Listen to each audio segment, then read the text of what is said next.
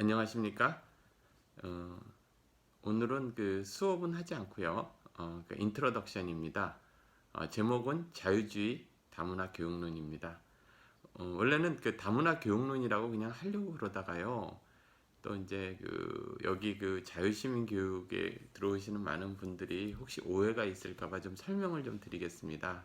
대부분 이제 보수적 관점에서 보면 많은 나라에서 뭐 다문화 정책이나 이런 부분들이 그렇게 환영받지는 않습니다.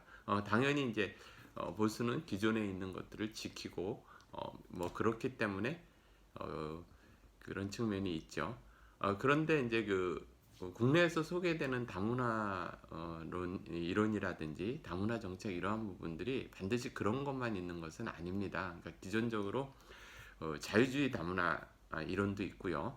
많은 부분에 우파라든지 또 자유주의 입장에서 많은 나라 사람들이 인종이 섞여 있고 또 이렇게 많은 민족 또 많은 문화적 다양성을 가진 사람들이 살고 있지 않습니까?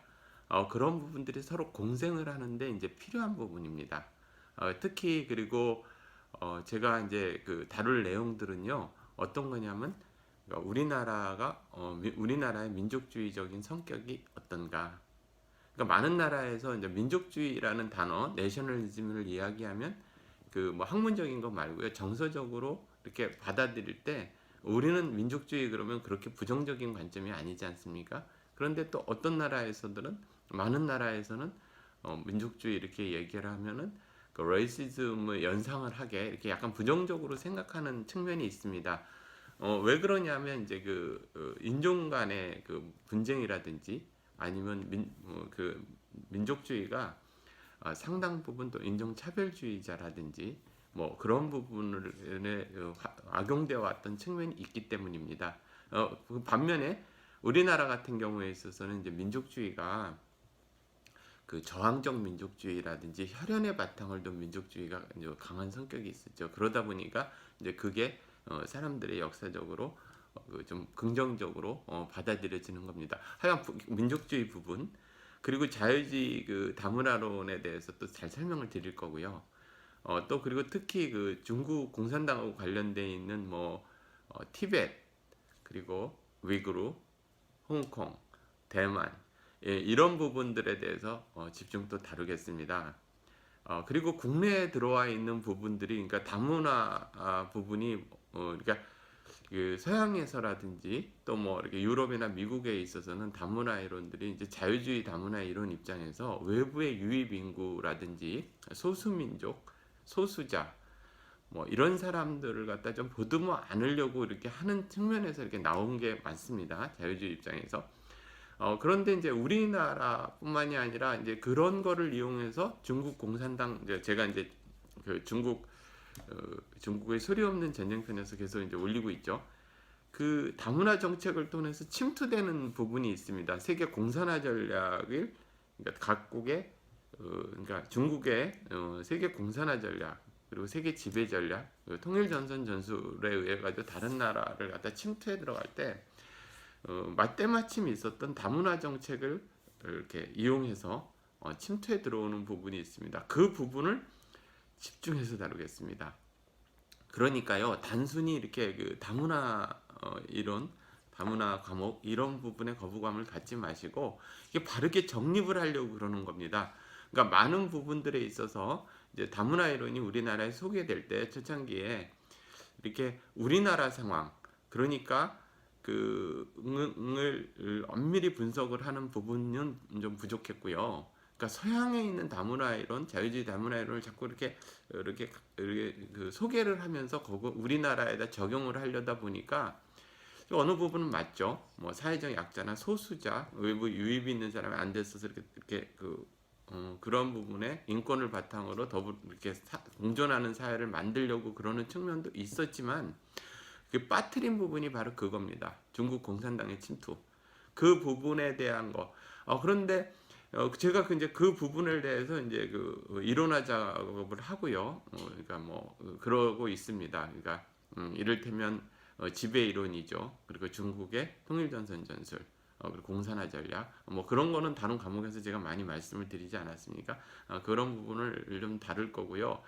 그럼에도 불구하고 이제 당부드리고 싶은 거는 뭐냐면은 기존에 있는 그 4, 5세대 내려왔던 화교들, 그러니까 여기서 살고 있는 소수자와 중국 공산당은 구분을 해야 된다는 거. 그리고 많은 부분에 있어서 집단으로다가 모든 사람을 이렇게 뭉쳐서 중국인들은 다 그렇다. 중국 공산당과 같다. 이렇게 생각하면 안 된다는 거죠. 중국 공산당과 중국 인민은 구분을 해야 하고 또그 우리나라에서 그 대대로 4, 5세대 살고 있는 화교들과 최신의 침투에 들어온 최신 한 10여 년간 한 20여 년간 막 침투에 들어와서 대한민국을 갖다가 친중화시키고 종중국화 시키려고 하는 거, 속국을 만들어 버리려고 하고 침투되어 들어있는 공산당 그 에이전트하고는 다르다는 걸 우리가 그거를 잘 알고 있어야죠. 그게 참 중요합니다. 그리고 중국 공산당이 지배하는 지금 사회가 그것 착한 중국을 만들어야 한다는 것, 자유중국을 만들어 놓으면은 얼마나 좋겠습니까? 만약에 자유민주주의가 번영이 된 그러니까 국가하는 중국으로 만들어 버리면은 그 대한민국은 얼마든지 여행도 가능하고 인권을 바탕으로 교류도 하고 경제 교류도 하고 뭐 기술을 빼돌리고 남의 지적 재산권을 갖다 침탈하고 뭐 우리나라 사람들을 매수하고 샤프 파워 전략도 말씀을 드렸죠. 매수하고 정치 유력 정치인을 하고 그래서 우리나라 정치인 매국 행위를 하게 하고 이러는 지금 악을 바탕으로 하는 중국 공산당이 지배하는 사회가 아니라 자유중국을 만들어야 되겠죠. 하여간에 여러 관점에서 민족주의 다루고요, 자유주의 다문화 이론 다루고 그리고 그걸 또 다루겠습니다. 그 중국 공산당의 지배 그리고 이제 다문화 교육이란 무엇인가, 공생하고 있는 인권을 바탕으로 하는 다문화 교육이란 무엇인가.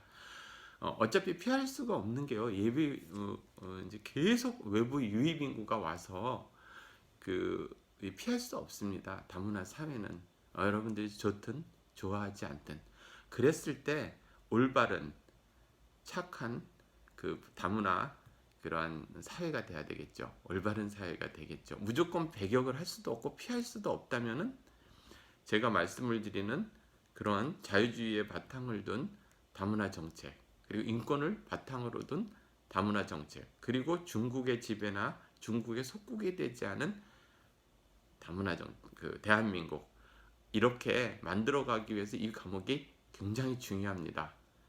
아시겠죠?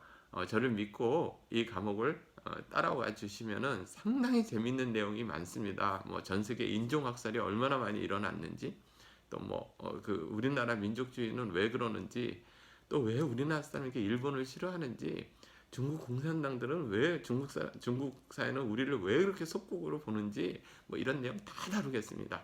절 믿고 따라와 주시길 부탁드립니다. 제가 상당 기간 이 다문화 이 교육론에 대해서 강의를 해왔습니다. 그러니까 앞으로 계속 2강, 3강 올려놓도록 하겠습니다. 자, 그러면 오늘 인트로덕션은 이렇게 마치겠습니다. 감사합니다.